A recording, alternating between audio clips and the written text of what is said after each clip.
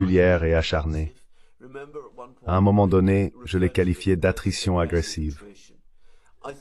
Je pense que nous avons largement dépassé le stade de la simple attrition maintenant. Les Russes se rapprochent et capturent des lieux importants et des positions stratégiques. Il y a une possibilité croissante que nous assistions à un effondrement complet des défenses ukrainiennes dans l'est de l'Ukraine, à l'est du fleuve Dniepr.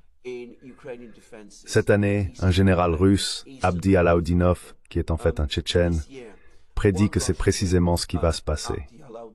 Il est difficile de voir ce qui peut être fait pour inverser la situation.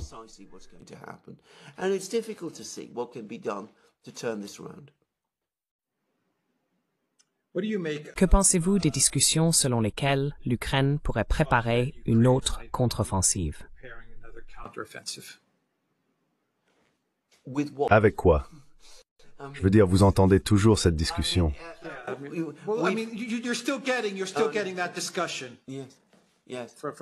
Oui, de divers cercles ukrainiens. Les responsables disent « Donnez-nous juste un peu plus de temps.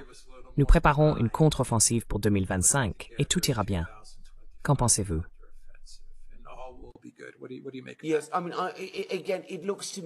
Oui, je veux dire, encore une fois, cela me semble un peu comme de la manipulation, essayant de persuader les gens que l'Ukraine est encore dans le combat.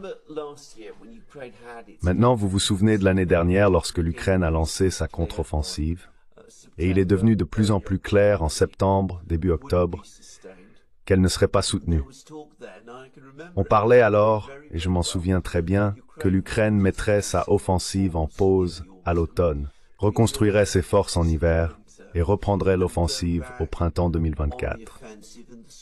Eh bien, nous sommes maintenant en été 2024, et les personnes qui ont été à l'offensive pendant tout ce temps ont été les Russes.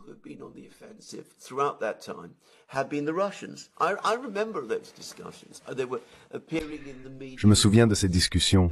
Elles apparaissaient également dans les médias en Occident. Puis il y a quelques semaines, dans la région de Kharkiv, lorsque les Russes ont avancé, nous recevions toutes sortes de rapports indiquant que l'Ukraine préparait une grande offensive pour repousser les Russes au-delà de la frontière. Un grand nombre de troupes étaient rassemblées et l'armée de l'air ukrainienne devenait plus active dans la zone proche de la frontière. Les États-Unis ont donné la permission d'utiliser des obus, des missiles et des roquettes pour attaquer les positions russes de l'autre côté de la frontière dans cette zone, vraisemblablement dans l'attente que tout cela se produise en conjonction avec l'offensive.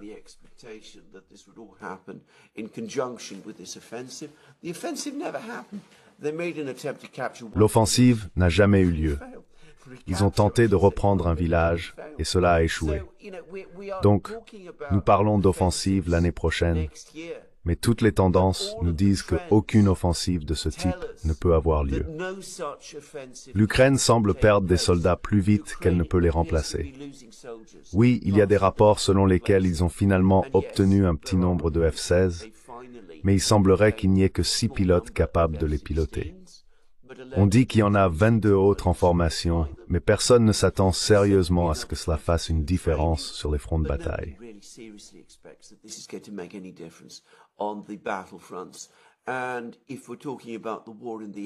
Et si nous parlons de la guerre aérienne, même si les Ukrainiens ont réussi à assembler leur F-16, la force aérienne russe est d'un ordre de grandeur plus forte. Donc, je pense que cette discussion sur une future offensive ukrainienne l'année prochaine n'est que des paroles. Je ne crois pas que quelqu'un la prenne au sérieux.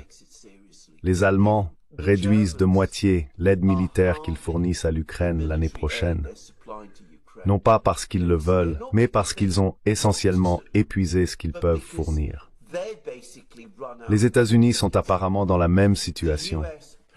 Nous avons discuté dans des programmes récents du fait que les histoires sur une grande augmentation de la production d'obus en Occident ne se sont pas matérialisées, tant aux États-Unis qu'en Europe.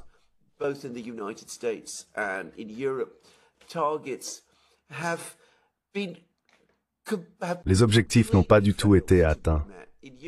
En Europe, ils produisent déjà environ un tiers des obus qu'ils avaient promis. Aux États-Unis, ils semblent avoir atteint un plateau qu'ils ne peuvent pas dépasser et qu'ils n'ont pas dépassé depuis plusieurs années. Les attaques CMS se sont révélées être un échec. Ils n'ont pas changé la situation sur les lignes de front. Les Patriots ne sont pas disponibles en nombre suffisant. Les tentatives d'augmenter la production de Patriots ont également échoué. Donc, parler d'une offensive est tout simplement absurde. Il n'y a aucune réalité derrière cela. C'est juste une histoire inventée pour faire croire à tout le monde que la guerre peut continuer.